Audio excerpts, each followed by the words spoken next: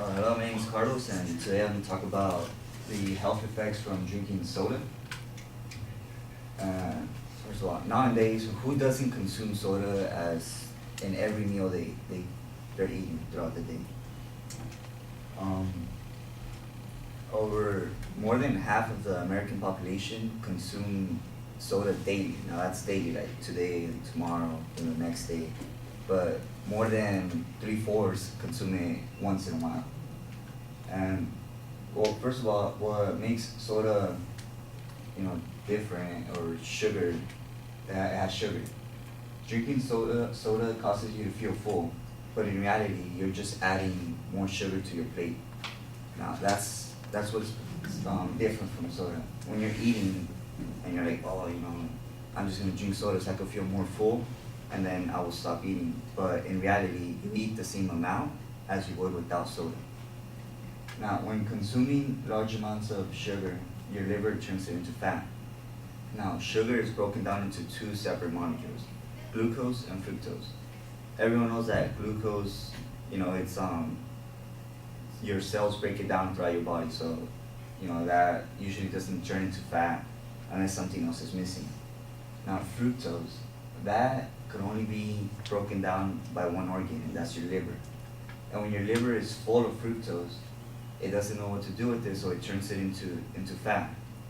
This fat begins to form around your organs, and once it can't form more anymore, it becomes belly fat. And yeah, it's known as belly fat. When you hear sugar, the next thing that usually pops into your head is diabetes. When the sugar in the blood rises, you begin to develop this hormone called insulin resistance. And throughout, they did some experiments, some research, the website called Authority Nutrition, and they've concluded that this insulin resistance leads straight to the type 2 diabetes. Do you guys know that drinking one soda a day is linked to developing type 2 diabetes? Drinking 1 can of soda is the same amount to 22 packets of sugar cubes. Now, would you sit on your kitchen table and eat 22 packets of sugar cubes, or would you rather drink it? That's what most of us mainly do. The main function of insulin is to drive glucose from the bloodstream into our cells.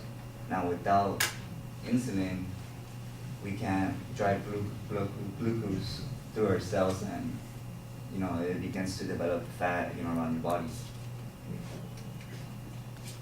Leptin is a hormone that is produced by our body fat cells. Its main role is to regulate a number of calories we eat and we burn. Leptin is believed to be the leading cause of fat gains.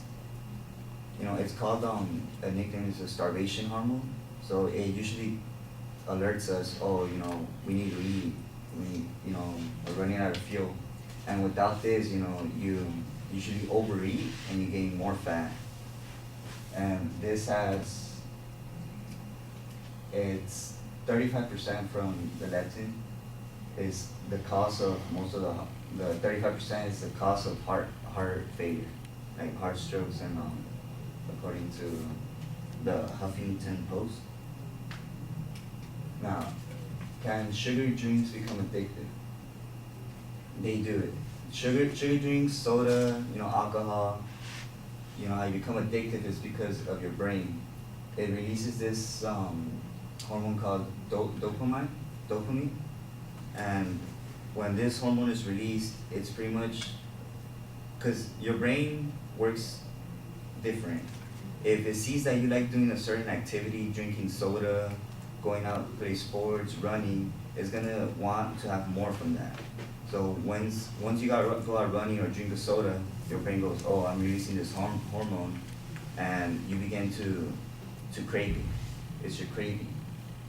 And once you crave it, every time you see it, like you see someone running, you're like, damn, I should go for a run. You see someone drinking a soda, I need a soda. Your brain tells you, oh, you should drink a soda so I can release more of this hormone. And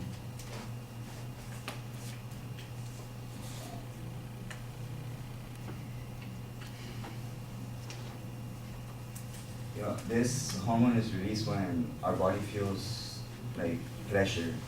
You know, when you're relaxing, you know, your brain goes, oh, you know, this is relaxing. It gives you pleasure. Well, what I wanted to conclude in my speech was we should really watch our, I guess, our consumption of soda, because it could make us, you know, gain weight. I guess that's it.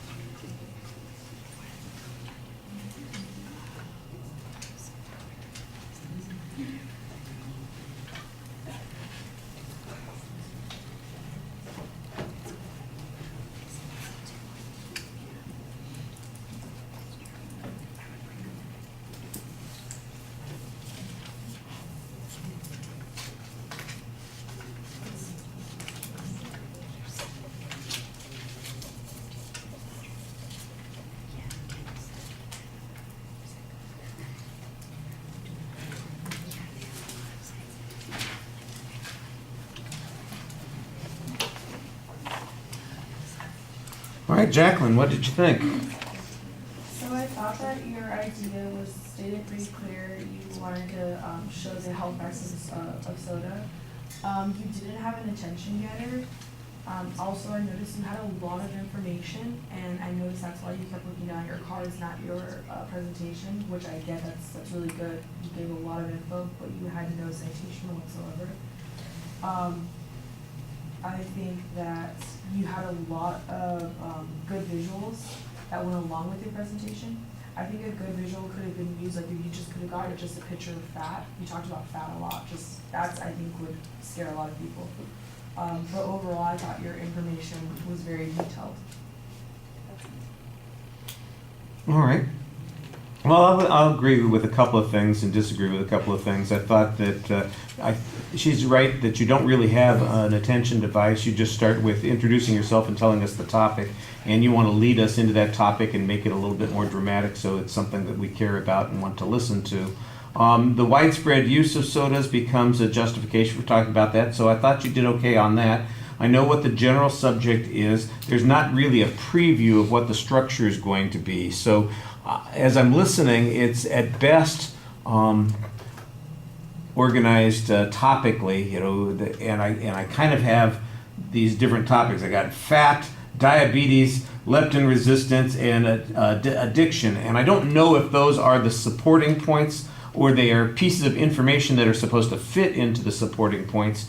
And because you didn't lay it out at the beginning of the speech, and your signposts are primarily just the visuals. In other words, that's when I knew that a new topic was coming up, is that you had a new slide with a new term on it. So I kind of assumed that that's what the structure was.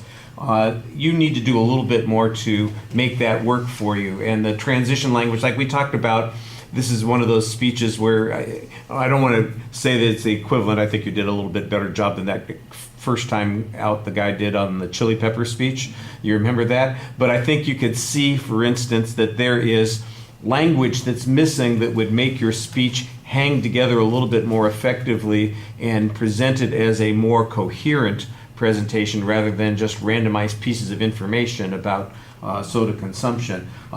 I did hear a couple of citations, so I'm going to disagree with Jacqueline about that, because I heard you had one citation about a website that early on, I can't remember the name of it, and then there was a Huffington Post citation that came up a little bit later. So I heard a couple of pieces of citation, but I would agree that you've got a lot of information in the speech, and most of it probably needs a clearer citation as well. The visuals, the problem that I had mostly with the visuals is that they're all text-based. There's a lot of text information on them, but there's not anything that's explaining some of the statistical information that you had at the beginning, or the process by which sugar gets turned into fat, or, for example, how this leptin resistance changes the way we perceive food. and whether or not we're hungry, and then the notion that it's addictive. I'm going, well, wait a second, are these two different things? Are they the same sort of thing? Because you're talking about dopamine in the third or the last point, and I'm going, well, I know that that's a different hormone that we're dealing with there, and you've got a whole bunch of metaphors that you use in there to kind of explain that process, and I didn't think that they were very clear. I don't know that somebody sees somebody else running, and then if they're addicted to running, that they say, oh, me too, I got to do that. Instead, it's that they get the dopamine when they're running, and they like that feeling, so they'll continue to do this sort of running to get that runner's high again.